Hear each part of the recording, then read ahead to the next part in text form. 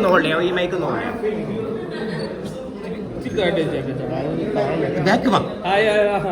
അപ്പൊ ജീവിതത്തിൽ ഭയങ്കര സന്തോഷമുള്ള ഒരു ദിവസമാണ് അനിയത്തിന്റെ കല്യാണം. എങ്ങനെ ഉണ്ടായിരുന്നു ഒരു ഓവറോൾ? നല്ല അടിപൊളിയായിട്ട് പോയല്ല, വളരെ ചെറിയ പരിപാടിയായിരുന്നു, അടുത്തറിയാവുന്ന കുറച്ച് ആൾക്കാർ മാത്രമുള്ളൊരു പരിപാടിയായിരുന്നു. എല്ലാം നല്ല വളരെ മനോഹരമായി.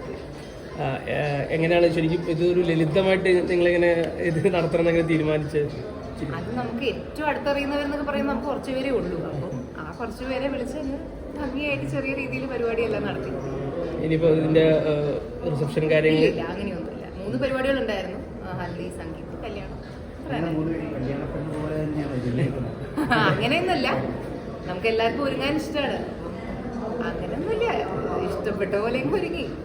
പിന്നെ ഡിയയ്ക്കൊക്കെ നമ്മളും അവിടെ പോലെ നന്നായി ഒരുങ്ങിയിരിക്കണം എന്നും നമുക്ക് നിർബന്ധമായിരുന്നു. അങ്ങനെ അത്ര തന്നെ. ആദ്യം പലപ്പോഴും അല്ലേ നമുക്ക് ആദ്യമെങ്കിലും കല്യാണത്തിന് പോകുമ്പോൾ നമുക്ക് ഇത്രയും ഒരുങ്ങി പോകാൻ പറ്റില്ലല്ലോ.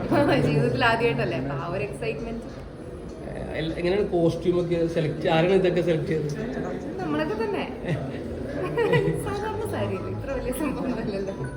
നമ്മളൊക്കെ തന്നെ, നമ്മുടെ ഇടയ്ക്ക് ഷൂട്ട്സ് എല്ലാം ചെയ്യുന്നതല്ലേ, അപ്പം അങ്ങനെ ഒരു ഇതുപോലെ ഇഷ്ടപ്പെട്ട കുറച്ച് സാധനങ്ങളൊക്കെ അങ്ങനെ. അപ്പം എല്ലാവരും വന്നതിന് ഒരുപാട് സന്തോഷം. ഇല്ലില്ല, റിസപ്ഷനേ ഇല്ല, തീർന്നു. സദ്യ കഴിച്ച് പായസം കഴിച്ച് എല്ലാം തുടങ്ങി പരിപാടി തീർന്നു. ഇല്ല, അവള് മാറിയിരിക്കുന്ന അപ്പാർട്ട്മെന്റ് നമ്മുടെ വീട്ടിൽ നിന്ന് 1 മിനിറ്റ് അപ്പുറത്താണ്. അപ്പൊ മിസ് ചെയ്യാനുള്ളൊരു ഗ്യാപ്പ് കിട്ടുമെന്ന് തോന്നുന്നില്ല, പക്ഷെ നമുക്ക് നോക്കാം. എന്തോ സിംഗിൾ ആയിട്ട് പിക്കോ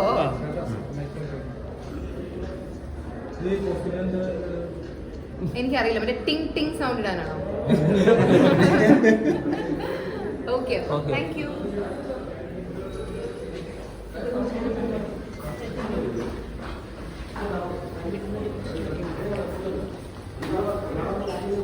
അച്ഛാ, എന്റെ അച്ഛനെ തൊട്ടല്ലേ?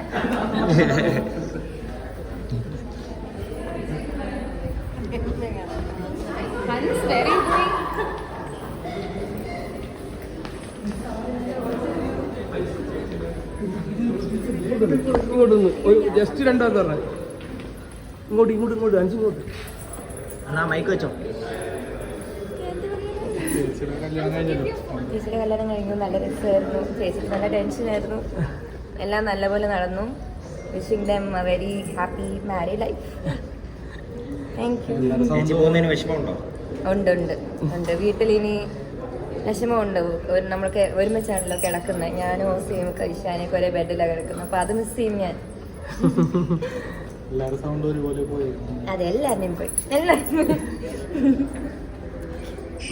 Thank you.